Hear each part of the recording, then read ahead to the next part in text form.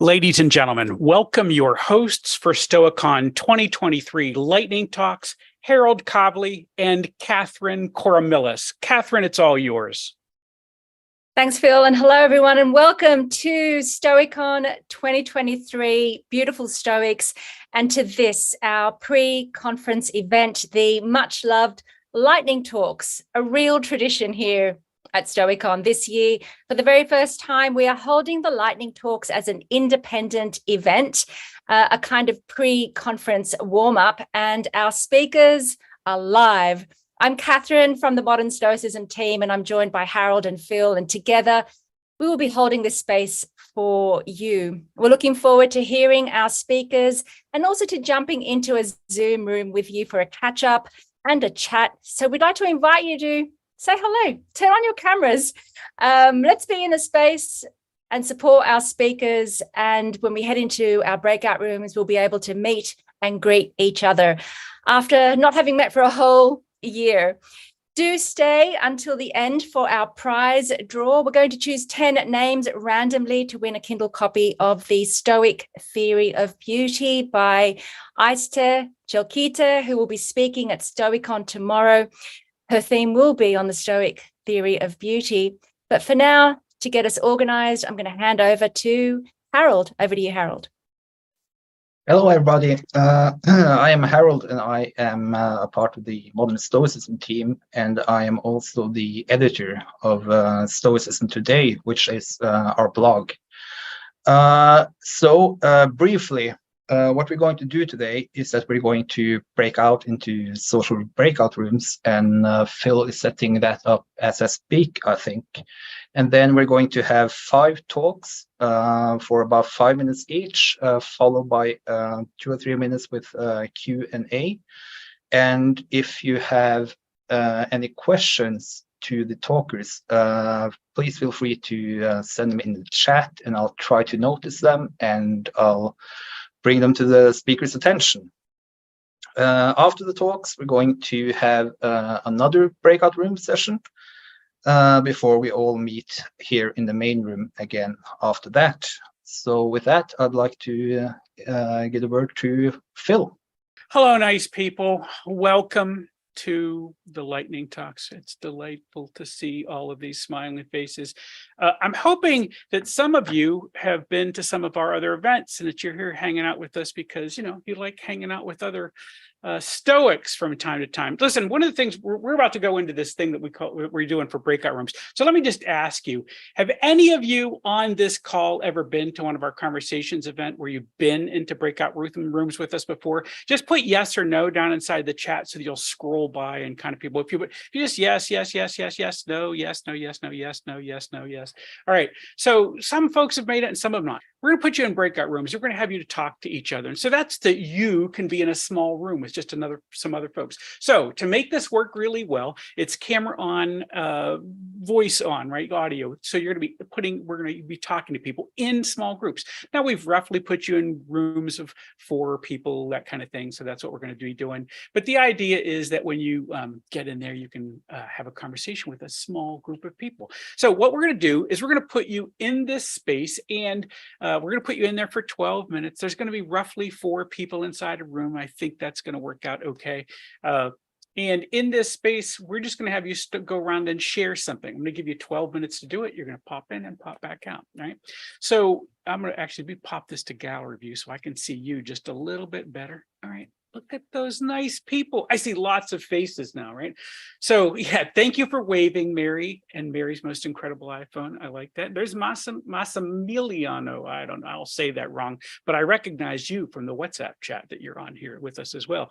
Anyway, lovely to see all these faces. We're going to put you in these rooms and let you chat. So here's what we want to do. This is going to be an easy question. You're going to be in there for 12 minutes. 4 people can do this thing. But what you're going to do is we'll put you inside the room and chat, and basically think we're going to ask you, just tell us how you came to Stoicism. And it might be that you're well along the way or you're brand new and you just don't know. But the idea is to just kind of share that. And I'll tell you what it does. Remember, our chat rooms, even when we do this in the conversations event, this is exploratory, right? And so what that means is it's kind of an adventure. And then you as a Stoic have to make the judgment. I'm just here to see who I might meet. And I don't know who that's going to be. And I'll share some tales along the way. So that's what we're going to do. It's going to be light. It's going to be easy. Don't make it hard. You don't have to coach anybody. You can't do it. By the way, you can't unmute yourself till you get into the breakout room. So it'll get easier for you to like turn your screen on, turn your voice on and all that when you get inside the breakout room. It's just like a button away. By the way, for those of you who are not like Zoom people, you just tap the space bar on your computer and you can turn the mute and unmute on. So it's really not as hard as it kind of. Okay, all I need from you, one last rule, by the way, can't see, can't hear, things get weird. All you need to do is press the leave room button and you'll be out here and we'll take care of you.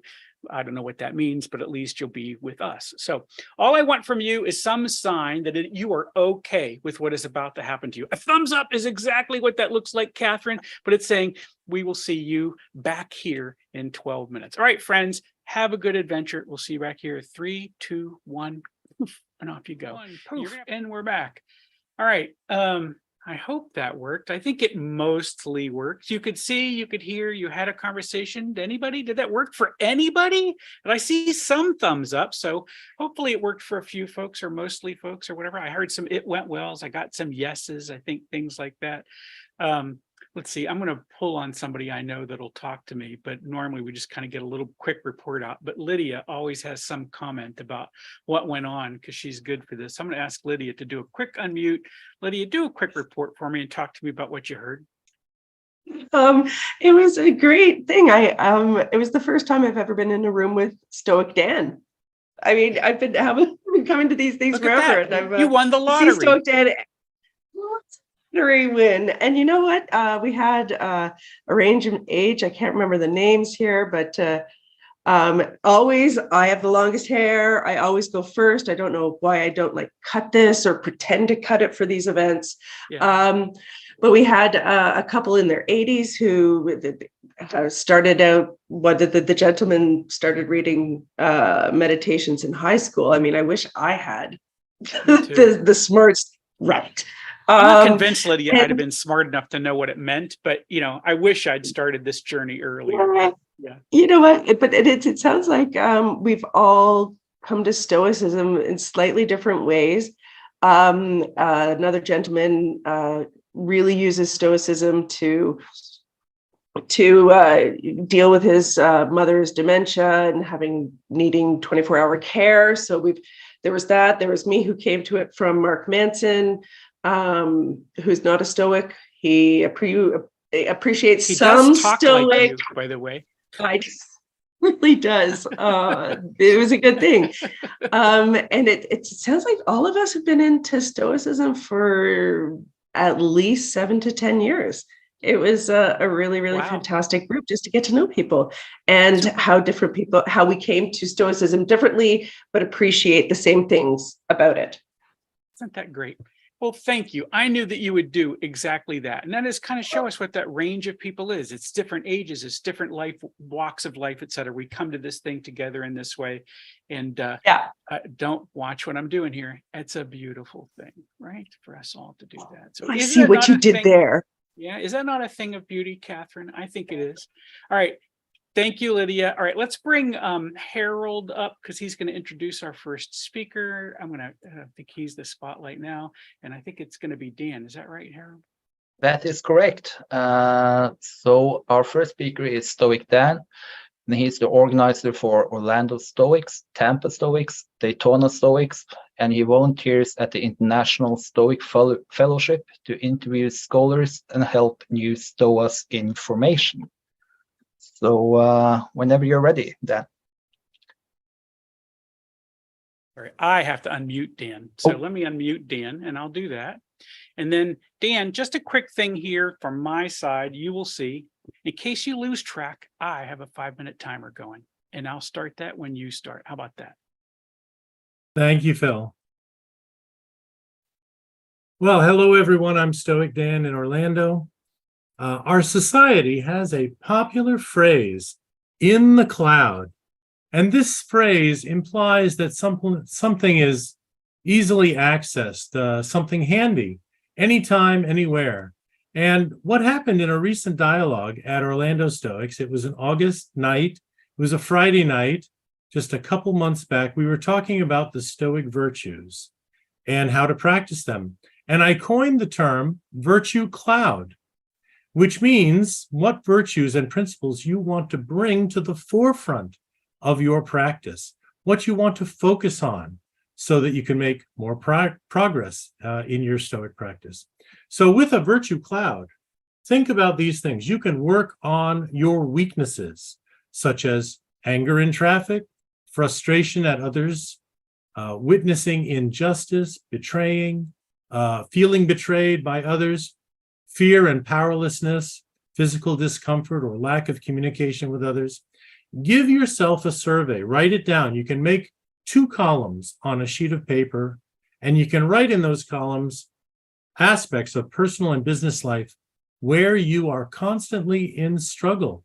And choose carefully, because you have, of course, the 4 Stoic virtues: wisdom, courage, justice, temperance. Plus, in a recent article by Massimo Pigliucci in Philosophy Now, he discussed the virtues of humanity and transcendence. Also, if you feel pulled in all directions, consider the virtue that I proposed last year at this Stoicon conference, and that's the virtue of focus. So why do we need a virtue cloud? Well, like the philosopher Habermas, who created the influential concept called the public sphere, this term describes how modern societies need space so that citizens can come together and engage in rational discourse and debate about public issues. And this public sphere, he believed, was essential to a functioning democracy. I think in a similar way, a virtue cloud is needed to help people accelerate their Stoic practices, having just a small number of items always in mind. Now, our teacher Epictetus, who was very practical in nature, he showed us in the Discourses 4.12, he says, quote, "To what things then ought I to attend? First to those general principles, and to have them in readiness, and without them not to sleep, not to rise, not to drink, not to eat, not to converse with others." Marcus Aurelius goes further in Meditations 4.17, and he says, quote, "You do not have thousands of years to live. Urgency is on you. While you live, while you can, become good." So I urge you all to develop your own virtue cloud. Don't delay. Add some carefully selected virtues to your practice. Some people may disagree with me on this. They think that we should be practicing all the virtues, all the principles, but I'm a realist. We only have 7 days in a week and so many hours in a day. So choose the selected virtues that you need to keep always on your mind. And today, the theme of our conference is beauty. Well, nature is beautiful, very inspiring, humbling, and nature can help us find a new point of view. Remember how Thoreau walked in the woods. Remember how Carl Sagan viewed the cosmos. I think that we have, in addition, our Stoic saying, the view from above. I'd like to add that when you look at nature, nature is looking back at you in infinite detail. So this can be your moment of introspection and inspiration. Find yourself as a small part of humanity and find your identity. So make your own personal virtue cloud and make your character beautiful. Thank you, Phil. Thank you, Dan. That was excellent. So to everybody in the audience, please feel free to add questions if you have any. And I think I can begin with asking you, Dan, if you think that there are some virtues, not necessarily limiting yourself to the 4 cardinal virtues of the Stoics that are a bit underrated. Perhaps a few virtues that we do not talk about quite enough. Right. Well, the of the 4 basic or cardinal Stoic virtues, moderation is the one I've worked on the most over the years, and I'm pretty good at doing it, especially when I can't, I can't choose A or B. I'll say, well, find compromise in the middle. Find the middle road, as a Buddhist would say. I'm pretty good at being moderate or temperate. So now I'm working on my virtue of courage. That's going to be, you might say, my New Year's resolution. That's excellent. And you also mentioned Habermas in your talk and the public sphere. And it seems to be that our public sphere is struggling a bit these days. And I was wondering if you think that there are any Stoic resources we can draw on to function better as participants in the public sphere. Well, I'm glad to say that when people come to my group, Orlando Stoics, that's the main group. We have 4 meetings every week. I often refer them to the library page on my website where they can find public domain versions of books. These resources, these public domain versions, you have Marcus Aurelius and Epictetus and Seneca's letters. I suggest to them, read a little sampling. And if you like Seneca's letters, then buy a more up-to-date translation or buy the physical book and read through it page after page. Those are, I think, the resources that are at the foremost of my attention. And a lot of people, I can see the counter going up on my page, my library page at StoicDan.com. So I know that those are popular books. Yeah, that's excellent, Dan. I think that we can move now to our next speaker. But before we go, I think this is your 3rd lightning talk now, and I really appreciate that you coming back and do them. So great to see you again, Dan. Yeah. Thank you. Thank you, Dan. So, Harold, I have a question. Is Mary Braun, who is our next speaker, is she in the audience? This is Mary's most incredible iPhone. All right. I needed to see that waving in order to make that work. All right. You got it. Hi, Mary. So the title for Mary's talk is The Good, the Reproductively Fit, and the Holy, or maybe it's just Maybelline. Mary Braun, MD, is a primary care and hospice physician working in southern New Hampshire. She applies ideas from Stoicism not only for her own life, but also to help her patients. You can subscribe to her YouTube channel, and I'll send a link to the chat to hear her thoughts on medicine, philosophy, and the natural world. And her most recent article in Stoicism Today was Depressing Beliefs and Stoic Therapies. So welcome, Mary. Thank you. Thank you. That was a lovely talk, StoicDan. Thank you. The good, the reproductively fit, and the holy, or maybe it's Maybelline. Say nothing more to thyself than what the first appearances report. And we recognize that as Marcus, Meditations from Book 8. Many things can be beautiful. An object, a face, or a body in motion, a scene, a theorem, an act, an attitude.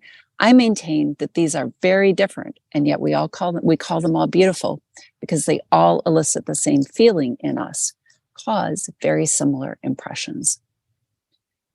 I maintain that we get confused and say that if what is in here is the same, then what is out there is the same, or at least a similar kind of thing. It makes sense. And so we use the same word, beautiful. We spend a lot of time on how are things that are beautiful the same, even though they're obviously different. I am not a sage. There's no guarantee that any of my impressions is true.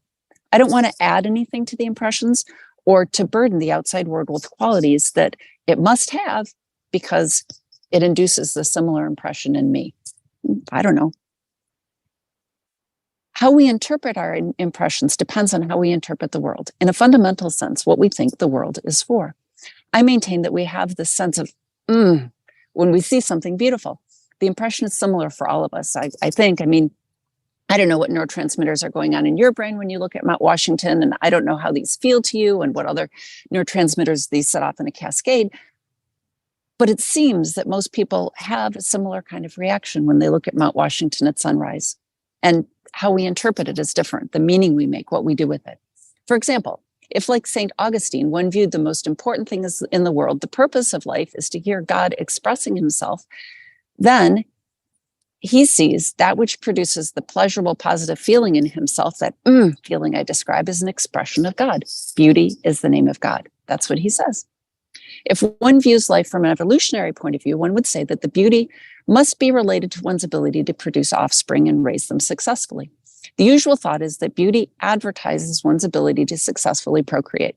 There's evidence that what we see as beautiful in an individual physically is actually related to that individual's ability to produce offspring. There's a lot of research into taking people off the street and asking them what they think is, asking them to rate faces. And in fact, what they see as beautiful correlates with other things that seem to correlate with people's ability to produce offspring successfully. What do people identify as beautiful? Symmetry in faces, symmetry, averageness, and sexual dimorphism. So symmetry seems to be associated with having had a stable development, which makes a lot of sense. You have a stable, if you have stability in your development, you're coming from an environment where you're more likely to have stable access to resources, more likely to be successful, raising the next generation. Averageness implies a lack of unusual mutations and resistance to parasites. Sexual dimorphism implies one has sex hormones in the proper ratios and has gone through sexual maturation. So the feeling we get when we look at a beautiful face seems actually related to the owner's ability to have successful progeny, as a first approximation. If we're Stoics, the point is, as Massimo puts it, to be pro-social and rational. And so we have to figure out how a beautiful face and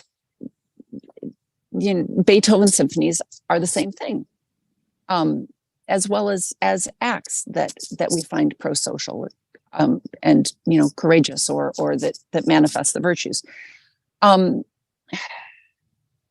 Depending on what we think the function of the world is, we evaluate each individual thing in it for how well do you perform this function of saying the name of God, of telling me who to consider reproducing with, of bringing me pleasure if one were an Epicurean, of helping me to be pro-social and rational, or of revealing the pro-social and rational nature of the world. My sense is the Stoics notice that being in the presence of beauty makes us feel a certain way. We can have the same kinds of feelings when we gaze at a beautiful person or hear a beautiful idea, and because we feel similarly, the ancient Stoics decided these outer things must in fact be similar. Modern man feels the same way. It makes sense. This gets us into trying to figure out how a person who our eyes tell us is ugly is also beautiful. Beautiful on the outside, but not on the inside. There's another idea. And only the beautiful is good. We're going to return back to Marcus. Pronounce no more to yourself than what the appearances directly declare. Do I need to say anything else? Thank you, Mary. That was excellent. And to the audience, please feel free to add any questions if you have any. My first question, Mary, is that I believe that the Stoics connected beauty to order in a sense. And do you think that can be helpful to understand it a bit better, what we're trying to get at?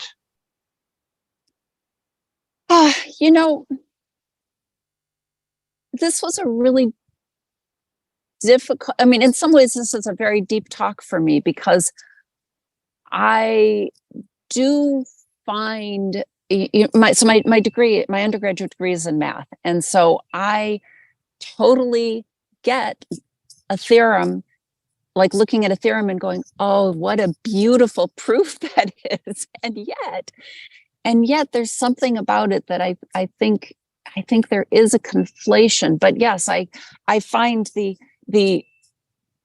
order, revealing the hidden order, like the way a beautiful proof kind of pulls back the curtain for a second and you feel like you have a glimpse of what's behind the curtain. I find that to be tremendously beautiful. And yet I'm not convinced that it's the same, and it induces that feeling in me. And yet I'm not convinced that it's the same thing as as other kinds of beauty. I think there's, yeah, as I said, I think we've got them conflated. Yeah, that's excellent. Thank you. I got a question from Rudy. Great job, Mary. My question for you is, what do you like to focus on with the content on your YouTube channel? Thank you. Right now, I am focusing on, I'm focusing actually on end of life issues right now, because they've just been, it's just sort of been what's front and central in my clinic. And I feel that there is a lack of practical guidance for people about the end of life. And I hope to collect, I hope to make a bunch of very short bite-sized videos and be able to point people to this as a resource. So that's what but I also, you can see I live in this incredibly beautiful place. I have videos of, the loons and the frogs and the eagles and the trees and things like that as well. And I do sometimes, I don't specifically talk about philosophy, partially because I just feel like I'm no intellectual.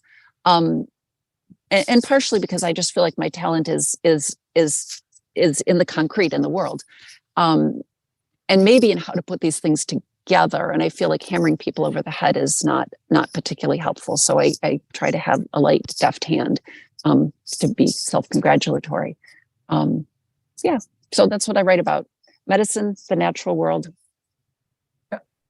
Thank you so much. Okay, thank you, Mary. I think we'll move on to the next speaker now. There is another question in the chat, but I think we're a bit behind schedule now, so we'll move on. But it was really excellent, Mary. So our next speaker is here already. It's Patrick Berry. He's a software developer working on the Waking Up app, which I've used and I love. And it's also starting a store now in Pittsburgh. So whenever you're ready, Patrick. Thank you. Hey, everybody. I'd like to talk today about what we might call the meta lesson of Stoicism. For me, and I'm sure for many of us, the excitement I feel about Stoicism is only partly about the specific teachings and insights it contains. As useful and life-changing as these are, I think many of us sense that Stoicism also has an extremely valuable meta lesson to teach us. This meta lesson is about the kind of tradition that it was. That is, what the tradition took as its mission and how to go about pursuing it. When I say meta lesson, I mean something like what the scientific method is to science. The real kernel of science and why it's so successful is not the particular theories and knowledge it contains at any one time. It's the meta theory, the method, the approach that it takes that enables it to improve and correct those theories over time and to stay true to its mission. In a similar way as modern Stoicism updates Stoic teachings for modern times, sticking to the meta lesson that Stoicism has to teach us about how to approach this project ensures that we're continuing in the same spirit as the Stoic tradition. My name's Patrick Berry. I'm a software developer for a meditation app called Waking Up. Previous to this career, I worked for 10 years as a science journalist, and I've been avidly studying and practicing Stoicism for more than 4 years. So what are the key features of this approach? What is the meta lesson of Stoicism? I'd like to propose 3 core principles. First, we focus on actually living well, not just theorizing about it. This first meta lesson makes this kind of tradition distinct from science and academia. Scientific knowledge and philosophical frameworks can be useful, but they aren't themselves the goal. The central goal is not ever better objective knowledge, but ever better subjective experience. Its true expression is not published papers or tomes on the shelf, but people manifesting it in their lives, actually living more gracefully and more beautifully. It's not about merely knowing, but becoming. In this way, it's deeply personal, even perhaps spiritual. Second, we take life as we find it, not as we imagine or wish it to be. This second meta lesson makes this kind of tradition distinct from most religions and from New Ageism. We seek to more gracefully live this life as it actually is, and without fabrication or self-deception. Doing this requires deep honesty, both with others and with ourselves. It requires deep humility in the face of evidence, both objective and experiential. And this humble and empirical approach to the world means that rather than being in conflict with science, this kind of tradition embraces science and builds on top of it. And third, we treat this all as an ongoing collective endeavor, a shared wisdom framework integrating the best insights of many contributors and open to further improvement. This third meta lesson makes this kind of tradition distinct from both the conformity of cults and the cacophony of self-help. Of course, we should learn the distilled wisdom passed down to us from past generations. I mean, it would be foolish not to. But we recognize that even the greatest sages of the past were still just people like you and me, and that life is always much bigger and deeper than any one tidy articulation of a philosophy. Collectively, we continue to learn, and we should pass down this project to the next generation to carry forward. No doubt there are other principles we could identify here, but at a first pass, these three meta lessons, focusing on improving experience, taking life as we find it, and treating it as a shared human endeavor, point to a kind of tradition that once existed for half a millennium, and in that time yielded some of the greatest pearls of wisdom that humanity has ever produced. It's the kind of tradition that modern Stoicism and all of us are working to reanimate. Seneca has a quote that encapsulates all this beautifully. "Will I not walk in the footsteps of my predecessors? I will indeed use the ancient road. But if I find another route that is more direct and has fewer ups and downs, I will stake out that one. Those who advanced these doctrines before us are not our masters, but our guides. The truth lies open to all. It has not yet been taken over. Much is left also for those yet to come."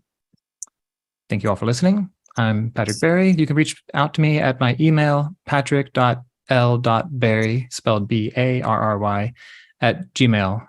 And also, I should mention, I'm starting an in-person Stoicism group here in Pittsburgh. So if you live in Pittsburgh and are interested, please reach out. Thanks. Thank you, Patrick. That was excellent. So we have a question in the chat already. What meta lessons from other traditions do you feel fit well with those you just articulated? Oof, that's a good question. I mean, I suppose the traditions that feel compatible are the ones that in some way or another are kind of engaged in the same project. I think that, like, you know, some lineages of Buddhism are also kind of non-dogmatic in this way, and a very sort of see for yourself kind of pragmatism.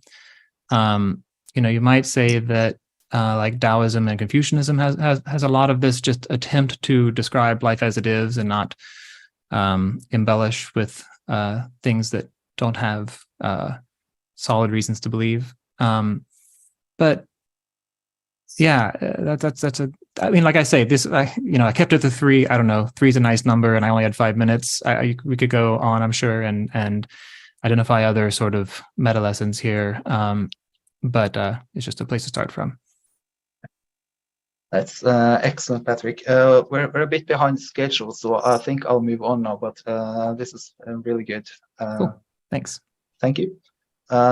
So our next speaker is Rudy Bonfini, and he's going to give a talk called Bringing Stoicism to the Next Generation. Thank you. Hello, everybody. First, I want to say thank you to Catherine, Phil, and Harold for allowing me to speak. My name is Rudy Bonfini, and today I would like to talk to you about why creating platforms and content to appeal to a new audience is so important for Stoicism. I am a software developer from Pennsylvania. I am currently in my second year of studying computer science at Penn State University, and I've been independently studying Stoicism for over a year now. Now, I understand some of you may be thinking, who is this person and what does he have to do with Stoicism? And to answer that, I first want to share how I came across to find Stoicism. And for me, it wasn't through books or school or lectures. It was through an app on my phone during one of my walks to class. Through the Spotify app, I was introduced to the Practical Stoicism podcast, where I listened to episode-divided read-throughs and breakdowns of the Meditations of Marcus Aurelius. One of the first ideas in Stoicism that I remember learning was the importance of contributing to your community, or as the host Tanner Campbell put it, your duty to the cosmopolis. After hearing this every day, I decided that I wanted to do my duty to the cosmopolis through one of the things I was best at, which was developing mobile apps. I reached out to Tanner and asked him to partner with me to publish a mobile Stoicism iOS app with the sole purpose of giving users easily comprehensible content from a great teacher so that more people could come to pursue this philosophy just like I did. After a year passed, and now we are just a few months away from publishing the actual Stoicism iOS app, with content being created by Dr. Kai Whiting and audio lessons being recorded by Tanner Campbell. Now, the part of my story I want to highlight is how just a small and simple piece of content from my phone one day was all it took for someone like me to go down this lifelong pursuit of Stoicism. And I believe this begs the question, could it be this simple for others who are not in our community? I think the answer to this question could be yes, depending on the content that is created for this type of audience. First, I believe the specific content needs to appeal to what I call the unphilosophically minded person. I may represent a perspective that is different from the people speaking at Stoicon this year. I'm not a writer, researcher, or lecturer, and I'd go as far as to say that I was an unphilosophically minded person not too long ago. I understand what the ivory tower of philosophy can look like if you are not at all accustomed to it, but if Stoicism is presented by our most gifted philosophers in a way that is easy to comprehend and digest, then it becomes exponentially easier to encourage outsiders to join the pursuit of Stoicism and eudaimonia. The next point I want to bring up is where the specific content is coming from to be presented to our unphilosophically minded audience. I say chances are we most likely won't reach this audience if the only means of distribution is through traditional means like books or lectures at universities to specific students who are already looking to learn about the philosophy. To reach this emerging audience who might not be interested in philosophy yet, it is important to show them what we have to offer where they're most accustomed to. This is why I've spent over 1,000 hours creating an app to distribute Stoic content. The App Store is very accessible to the unphilosophically minded audience and the younger generation. It can also present the complex ideas and teachings of someone like Dr. Kai Whiting in a way that is easy and digestible to anybody who may come across it. This means that, interested in philosophy or not, pretty much anybody could reap the benefits of Stoicism through platforms like these. Now, why is broadening our reach of Stoicism to this audience and new generation so important? First, of course, there's accessibility. Never before in the history of Stoicism has reaching an audience of millions been so attainable. If one of our goals as a community is to maximize our reach and the number of people pursuing a virtuous character, the work of creating forms of content distribution like apps, social media platforms, and podcasts is vital. There is plenty of opportunity to make virtue ethics more mainstream to the public through these mediums. And for someone like me, while I may not create Stoicism content myself, I know that part of my Stoic journey is using these skills to create these mediums for people. The second reason is relevance. It almost seems like other philosophies from the Hellenistic age are now unknown to the general public, but not Stoicism. To keep Stoicism relevant for the general public and future generations, our community must remain adaptable and open to evolving our methods of teaching and sharing content. The last reason I want to bring up is engagement. Platforms like Stoicon are incredible because they help us all connect and share ideas with our worldwide community. Continuing to engage through these platforms like this, while also pursuing other mediums and new ways of content distribution, is how reaching a new generation of people will be possible for us. That is all I have to say for now. Continue to be adaptable and always keep in mind how you can include the unphilosophically minded person, because it could change their life. Thank you for your time and attention. If you are interested in learning more about the actual Stoicism iOS app, please visit the link in the Stoicon program. Thank you all so much for listening. Thank you, Rudy. That was great. I was wondering, do you think that there are certain aspects of Stoicism that are a bit harder to present in an app format than others?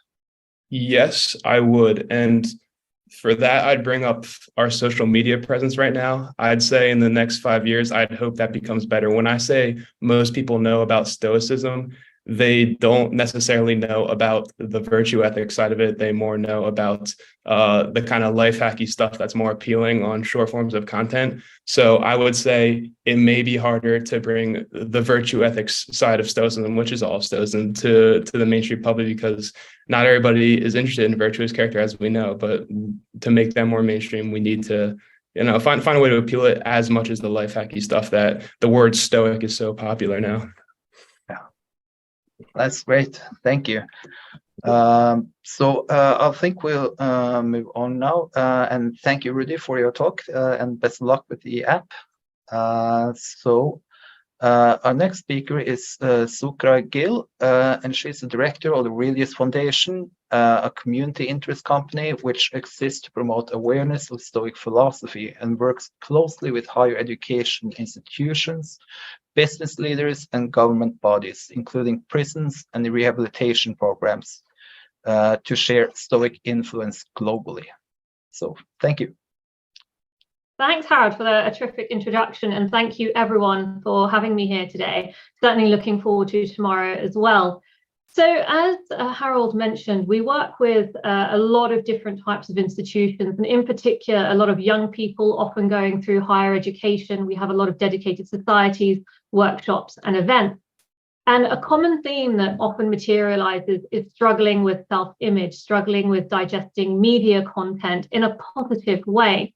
And I think there's quite a lot that we can learn from Stoic thought, and in particular, a few quotes that I've picked out from meditations, which I'm sure many of you would have come across before, around our own critical thinking patterns and how Marcus Aurelius approached the various aspects of his life. I'd like to share a few of these with you from book 3 and 6 of Meditations. Subject each element of our experience to methodical and truthful examination. Ask then, what is this which is now making its impression on me? What is it composed of? Impress on your mind that this is the dead body of a fish, this is the dead body of a bird or a pig. How good these perceptions are at getting to the heart of the real thing and penetrating through it so you can see it for what it is. And in particular, in the context of our theme today, vanity is the greatest seducer of reason. Now, we're actively encouraged to engage in critical thinking in so many different arenas. We're often exposed to a lot of tabloid news, magazines, and so on and so forth. And we engage our critical thinking skills in examining current affairs, anything around political policy. However, we often don't think about critical thinking when it comes to beauty, or how we're engaging with beauty in virtual trends in social media. And it's so important because in the same way in which we're approaching current affairs, we're separating fact from fiction, we're separating opinion masquerading as fact. And in a similar way, we need to look at beauty and beauty trends to examine what is fiction, what is fact, and in the context of our conversation, what is beauty. And I think Stoic thought can give us two really good practical ways of looking at this. The first is the view from above. If we zoom out and we look at, say, the last 30 years, last 50 years, the last 100 years, we can see that beauty is really an evolving standard, that our understanding of beauty is really elastic because it ebbs and flows with popular culture, whoever the it celebrity is of the time, whatever we think beauty is in the most popular fashion or hairstyle or makeup trends. Because these are set by external factors, they keep changing, and therefore we can see how they oscillate, and often fashion trends come back around.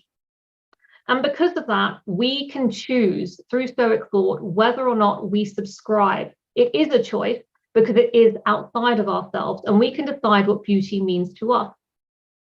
In particular, in the context of virtual reality, I realize that so many of us, we're compelled to have online calling cards, digital personas, in order to work with our professionals through our networks, whether it's online dating, it might be through social media.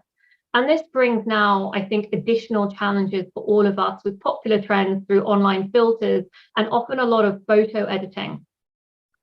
Now, we have to train ourselves through our critical thinking to look beyond that facade. If we don't, we're passively accepting what is a skewed reality And to some extent, we're also implicitly agreeing that this alternative reality is acceptable to us. So what does this mean? I think looking forward, we can really try and decide how we adopt and consume beauty trends that are set through for us through popular trends or through the media.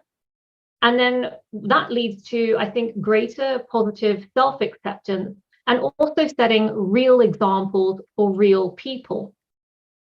In doing so, we're also giving ourselves and our peers and our colleagues and our friends the opportunity to understand, to influence, and to direct our social culture around beauty standards.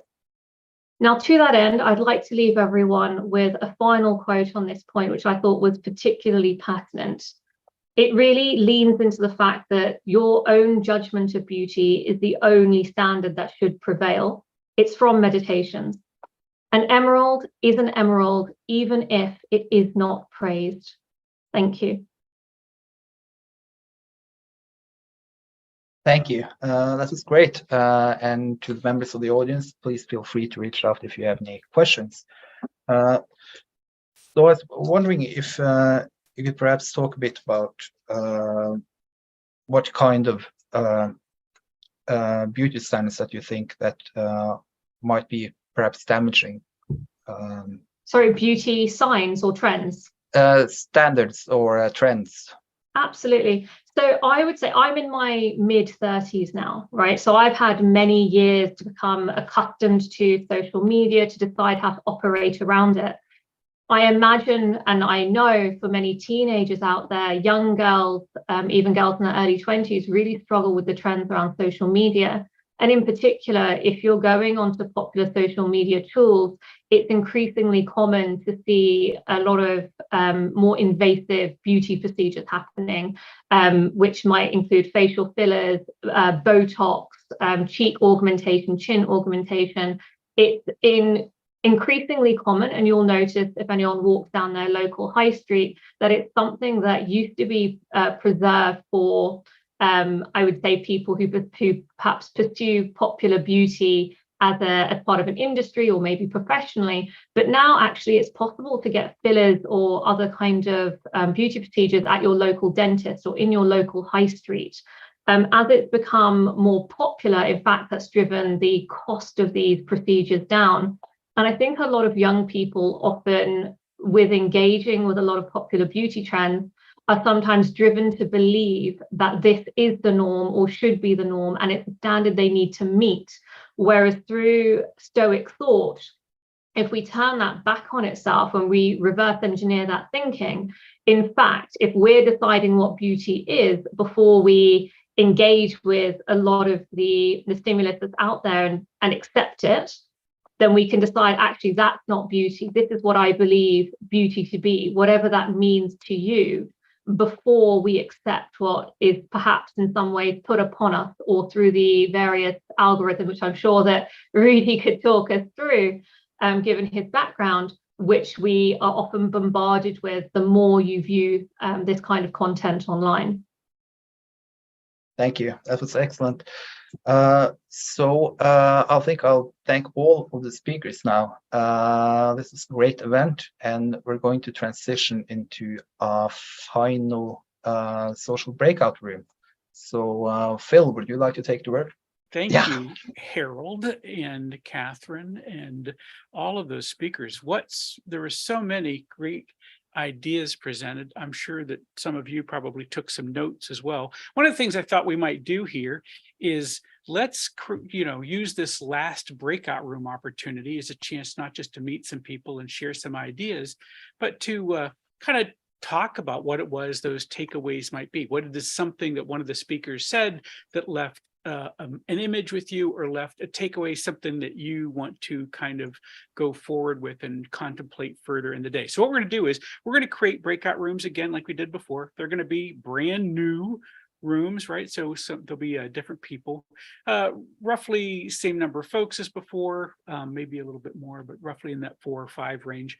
And the idea is same as before. I'm going to put you in a room. It's going to be 12 minutes. In that room, we want you to share a takeaway and make sure that you're watching the clock and that everybody's got, that everyone's got a chance to talk inside your room.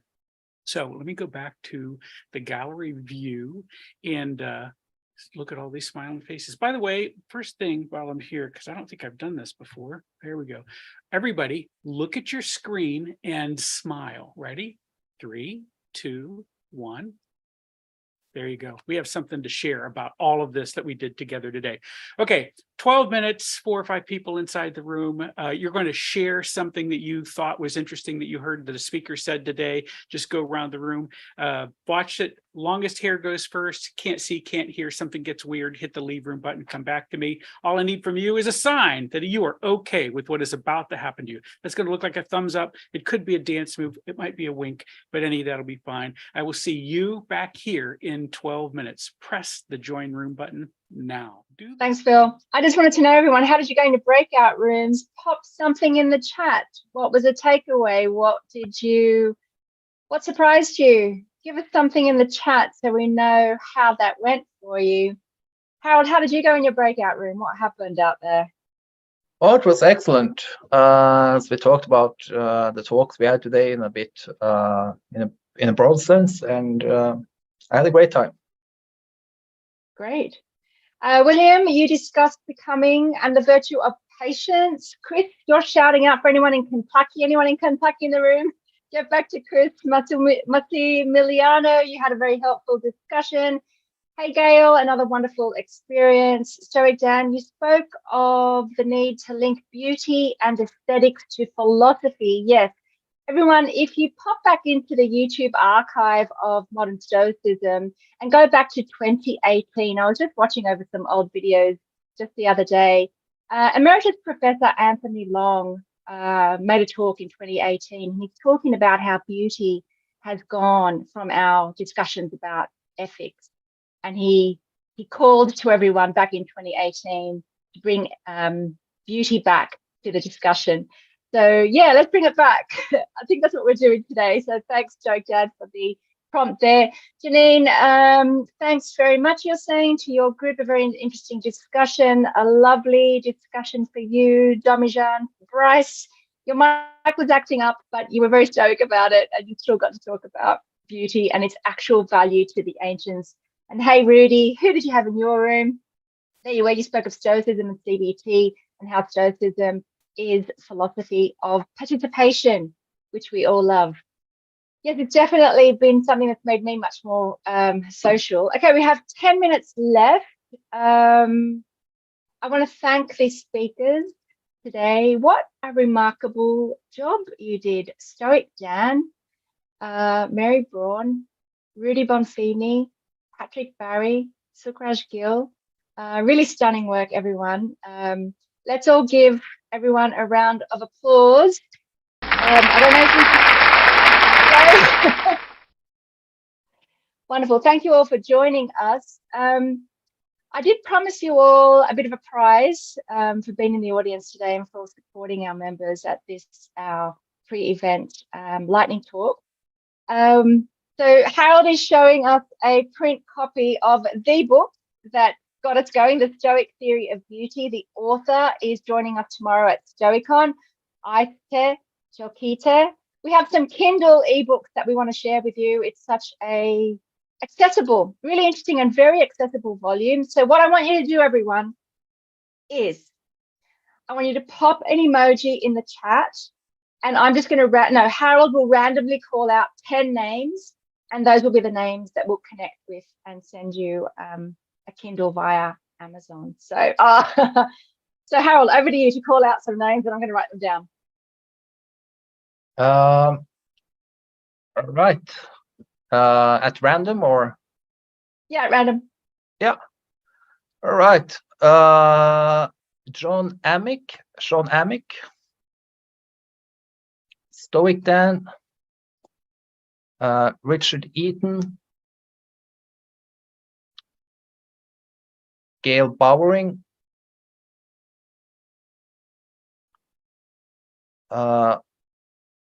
Alvaro. How many do you have now?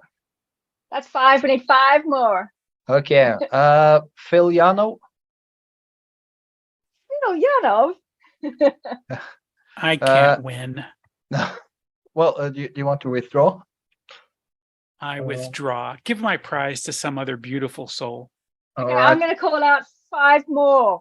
I'm going to go for it really quickly. Brett P, Tito Faria, Gerald Cameron, Wayne McDonald. Hi, Wayne. 1, 2, 3, 4, 5, 6, 7, 8, 9. One more. And Massimiliano. Okay, if I called out your name or if Harold called out your name, could you reply to the email that you got with your email address? That email will come to me. I will connect with you and I'll get the exact email address that I need to put into Amazon so that you can get a Kindle of the Stoic Theory of Beauty delivered safely to your Kindle device. So email, just hit a reply on the last email that you received from us and give us your email. So congratulations to everyone for that wild draw. I'd like to thank my co-hosts, Harold and Phil. Just a quick word from you both before I send everyone on their way. Well, this is great. Really looking forward to seeing all of you tomorrow for the main event. And take care. Yeah, Thanks, Harold. Catherine, Harold, thank you for doing such a lovely job in bringing everybody together. And thank you to our wonderful Stoicism community that jumped in on this thing and said, listen, I got something to say, or even if I don't, let me try. Let me figure out how to get the message out in the world. Listen, this has done us so much good. I'm glad there's so many other people trying to spread it out in the world. So thank you for being part of that with us.